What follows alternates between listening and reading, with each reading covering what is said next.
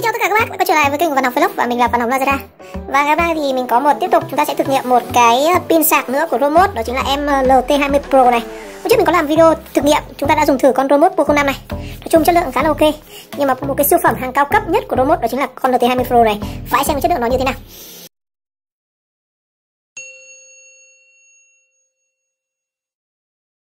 Đây được coi là một trong những cái loại sạc đang rất là hot của Romot luôn. Nó có rất nhiều tính năng như là dung lượng cực kỳ là cao luôn. Với 20.000 mAh thì các bạn có thể sạc rất là khủng khiếp luôn. Như vậy nó dung lượng nó gấp đến 4 lần con Pro 05 này. Và con LT20 Pro này thì nó có khá nhiều các tính năng mới. Đó. Ví dụ như là cái công nghệ sạc của nó thì nó cũng có công nghệ sạc rất là khác, tức là mình có thể dùng nhiều loại cổng vào để sạc cho cái pin này.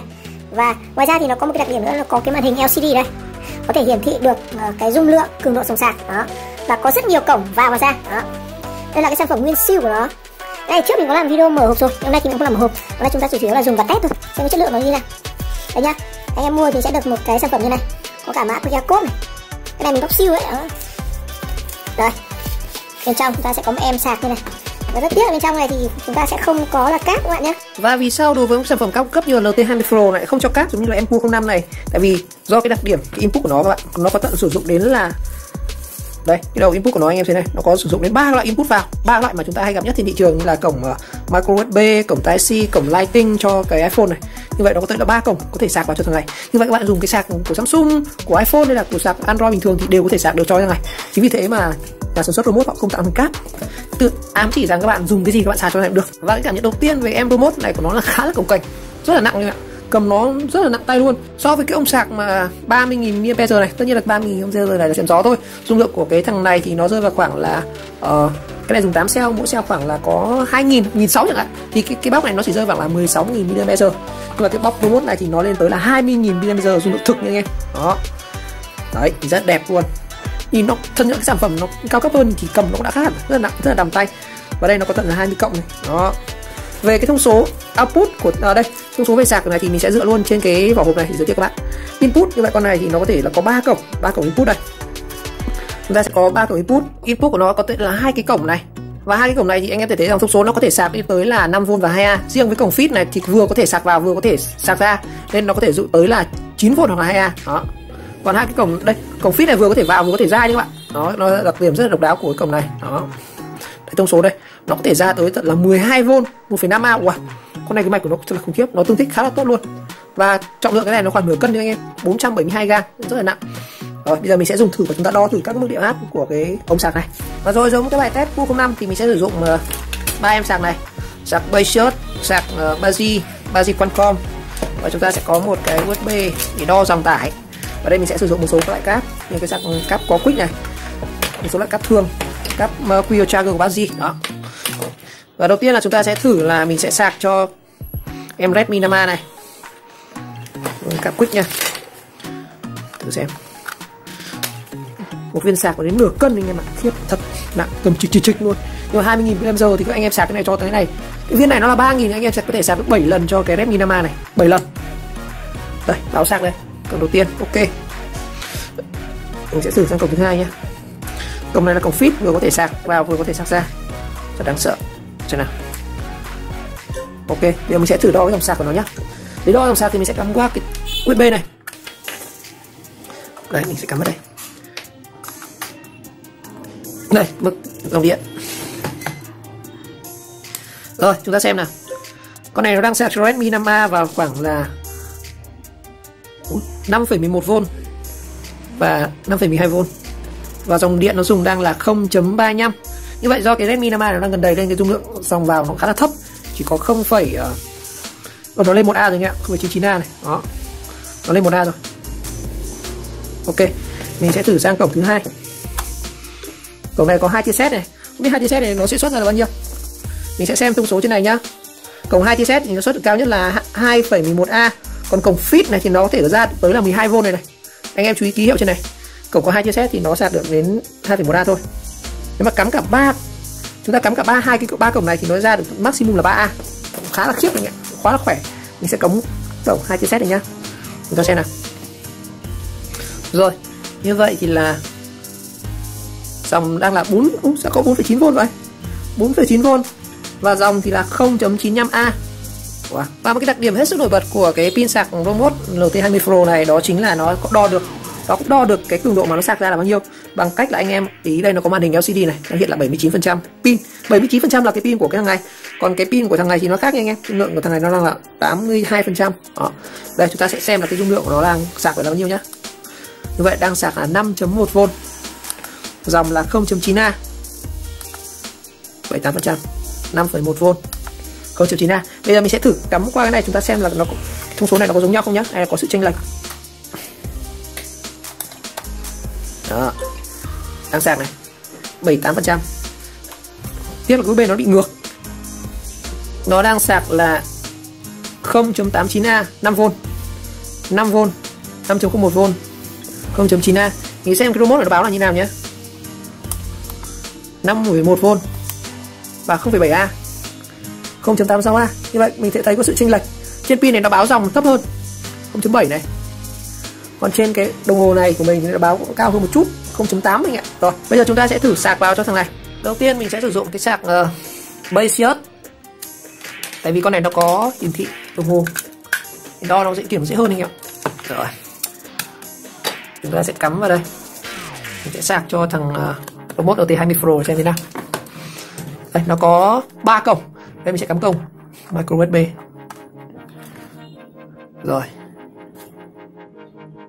Nó sẽ đã một lúc nó hiện lên là 78% và cái đèn nó sẽ nháy nháy này. Đó. Và ở trên thông số của sạc Basius thì nó đang ghi là chúng ta đang sạc vào tới là 5,2V và dòng điện là 2,2A, khá là cao. Sạc 2,2A là rất là nhanh rồi anh ạ. Bây giờ mình sẽ thử xem là cái này nó có đo không nhé. Như vậy trên cái remote LT20 Pro nó báo đang là 4,6V và dòng thì là 2.3. Như vậy nó lệch so với cái Basius này một chút. Basius này thì nó báo dòng là 2.2, còn bên này nó báo 2.3. Điện áp thì bên này nó báo là bao nhiêu đây, 5.2. Còn trên cái con này thì nó lại báo thấp hơn anh em, chỉ có báo 5.6V thôi. Rồi, để kiểm chứng thì mình có thể dùng thêm một thiết bị thứ ba là chính là cái này. Chúng ta đo thêm cái này, xem ba cái thông số của ba cái đèn nó sẽ khác nhau như thế nào. Đầu tiên nha, mình sẽ xem trên sạc Basius.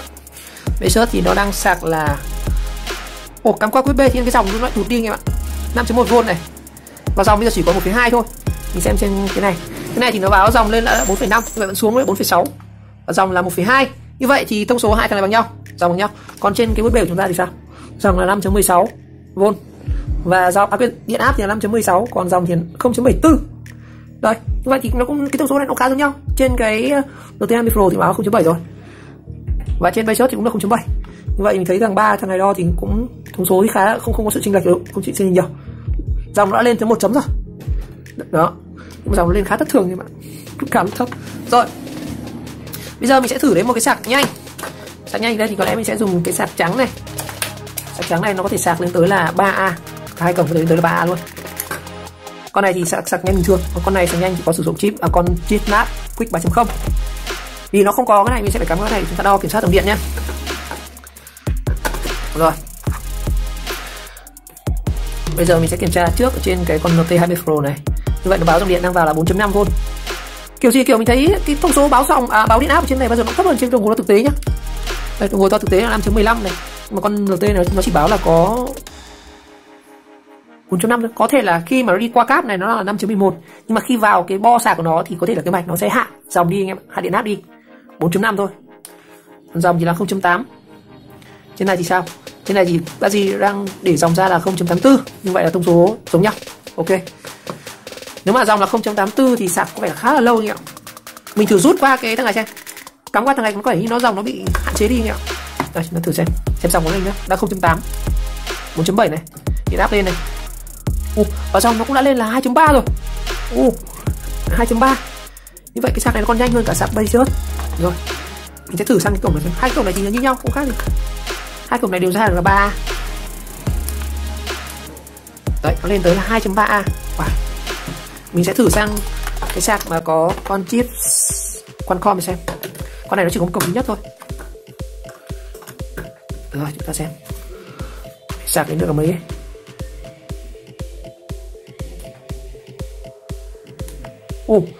Như vậy anh em có thể thấy rằng nó xuất hiện thêm biểu tượng màu xanh ở đây.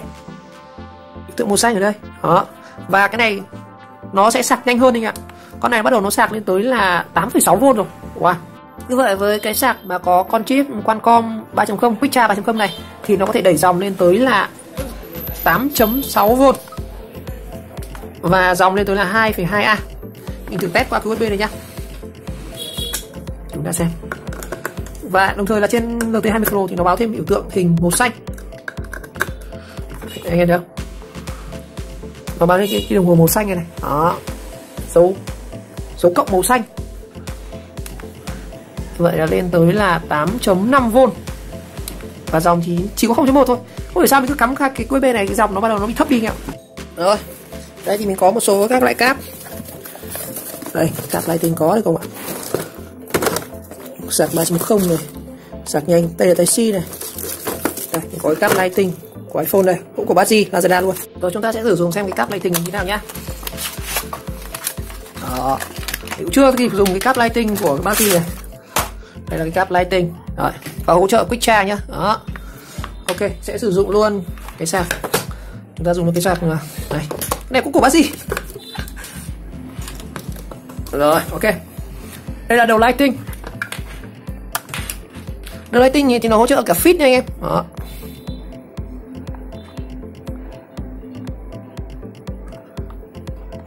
Ở đâu? Cái đầu fit này là cáp Type-C anh em ạ. Đây là Type-C. Đó, còn đây Lightning của Tiger, tôi bị nhầm. Rồi chúng ta xem là đối với đầu cáp Lightning này thì sẽ như nào. Vẫn 4,5V và 1,5A. Có vẻ là cái đầu Lightning này sạc khá là yếu anh em ạ. Đấy nhá, nếu mà mình để Lightning thì là 1,5A thì mình sẽ thay cáp khác này. Chặt quá. Mình sẽ thay bằng cáp micro USB thường. Để xem cái thằng nào nó sẽ sạc nhanh hơn. Đấy. 7,9 này, 7,9% này. Như vậy với cái cáp mà micro USB này thì nó có thể hỗ trợ sạc đến là 8.5V. Đây là cái cáp Type-C cũng của Bazi luôn. Củ sạc của Bazi, cáp của Bazi. Rất may là Lazada chứ có gửi cho mình mấy cáp này. Có cái đồ mà test cho cái con remote LT20 Pro này. Bây giờ chúng ta sẽ thử xem là với cáp Type-C này thì sạc cho remote sẽ được bao nhiêu nhá. Đây, nó là cái cáp Type-C này thì cũng hỗ trợ công nghệ là Quick Charge các bạn, truyền tải tốc độ cao. Nó là đầu Type-C. Rồi, sẽ sử dụng cái này. Ta xem là thế nào. Rồi. Đây, có mỗi cái sạc cho cái con pin này thôi mà nó đã lằng nhằng như thế này rồi. Đầu Type-C các bạn cắm hai đầu đều được nhá. Như vậy với Type-C thì nó cũng hỗ trợ là sạc nhanh và nó đã lên tới là 8,5V và dòng thì là 1,8A. Đó. Đều dùng con chip sạc Qualcomm Quick 3.0 8.5V và dòng là 1.8. Mình không hiểu tại sao là cùng một con sạc này nhưng mà với cáp Lightning cho dòng iPhone thì nó không sạc được đến là 8V nhỉ? Đó, thì tại sao luôn? Cùng cáp. Khác mỗi loại cáp thôi nhưng mà không sạc được đến 8.5 đây. Lightning thì chúng ta chỉ có thể cắm được đầu này thôi. Nó không lên biểu tượng sạc nhanh. Và dòng chỉ có là 4.5V và dòng chỉ là có 1,5 thôi. Là điều hết sức là đáng tiếc. Chắc chắn không phải là do cáp anh em. Nếu mà cáp hỏng thì chắc chắn chúng ta sẽ không thể sạc được. Đây vẫn báo sạc vào. Nhưng mà không thể lên được là 8V. Đó. Với 8V các bạn sạc cũng đã nhanh gấp đôi rồi. Chúng ta gấp đôi cái thời gian này. Đấy. Và qua này các em thấy cái sự khác biệt giữa cái sạc mà nó sử dụng con chip Qualcomm Quick Charge 3.0 khác so với cái sạc thường mà nó chỉ lên tới là 3A như này. Đó. Đấy. Nên khi mà anh em chọn sạc thì phải lưu ý là mình nên chọn cái sạc nào nó có thể sạc có công nghệ sạc Quick lên tới là 9V nhá. Cái này nó chỉ có Quick là Quick đến dòng cao hơn thôi, nó chỉ lên là 3A thôi. Đó. Cái đánh giá của mình về em sạc remote LT20 Pro này đúng như tên gọi của nó là Pro anh em ạ, rất là Pro luôn. Với gần nửa cân một em sạc dự phòng với dung lượng là 20.000 mAh này thì có thể nói là cân tốt tất cả các loại điện thoại luôn. Với 20.000 mAh thì mình có thể sạc đến 4 lần cho những chiếc điện thoại như là có dung lượng từ 5.000 mAh trở lên, hoặc là với những chiếc điện thoại bình dân rẻ mà có dung lượng là 3.001 như này mình sạc có thể tối đa là nó khoảng 6 lần, 6 đến 7 lần. Và đặc biệt là nó có hỗ trợ rất nhiều cái công nghệ sạc, mình có thể cắm được tất cả các loại cáp phổ thông như là micro USB, Type-C, Lightning và nó có 2 cổng ra thì hỗ trợ lên tới là tận là 12V. Như vậy mình có thể dùng cái này để lắp cho những cái gì nhỉ? Kiểu như là chúng ta lắp cho modem cho trường hợp mà chúng ta mất hết điện ấy. Rồi mình sẽ thử nghiệm một video sau nhé. Ok, xin chào, gặp lại trong các video tiếp theo.